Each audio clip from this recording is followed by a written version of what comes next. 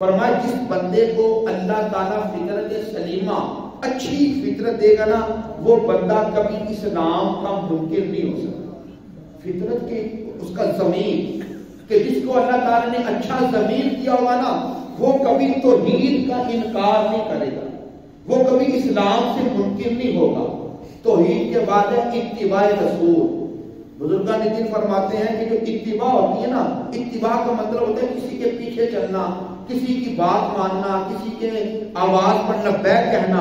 تو کہتے ہیں کوئی بندہ کسی کے ساتھ جو اتباع کرتا ہے نا، اتباع وہ محبت کی وجہ سے کرتا ہے، تو جس کو نبی کے ساتھ محبت ہوگی وہ نبی کی اتباع ضرور کرے گا۔ یعنی کہ بندہ فطرت کی وجہ سے توحید کو نہیں چھوڑ سکتا۔ جو چنگی طبیعت کا بندہ ہوگا وہ اسلام کو نہیں چھوڑے گا۔ جس کے دل کے اندر نبی کی محبت ہوگی وہ نبی کی پیروی کو نہیں چھوڑے گا، اور جس کو اللہ تعالیٰ نے اچھی عقل دی ہوگی وہ رسول اللہ کے صحابہ کو نہیں چھوڑے گا۔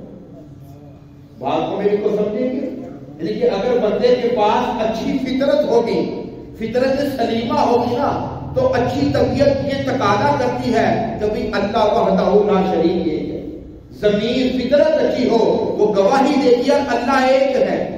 جس کو نبی کے ساتھ محبت ہوگی نا، وہ محبت میں مجبور کرے گی، یار میں نبی کے ساتھ محبت بھی کرنے والا ہوں، نبی کی محبت کا اعلان بھی کرنے والا ہوں، نبی کی محبت کا دعویٰ بھی کرنے والا ہوں، پھر میں اپنے نبی کی شریعت کو چھوڑوں، پھر میں اپنے نبی کی تعلیمات کو چھوڑوں، تو مطلب یہ ہوا کہ میں اپنے نبی کے ساتھ اپنی محبت کا اعلان کرنے میں جھوٹا ہوں، میں اپنے نبی کے ساتھ محبت کی بات کرنے میں جھوٹا ہوں۔ جس کے ساتھ محبت ہو جاتی ہے نا، پھر اس کی باتوں کو ٹالا نہیں جاتا، اس کی باتوں کو مانا جاتا۔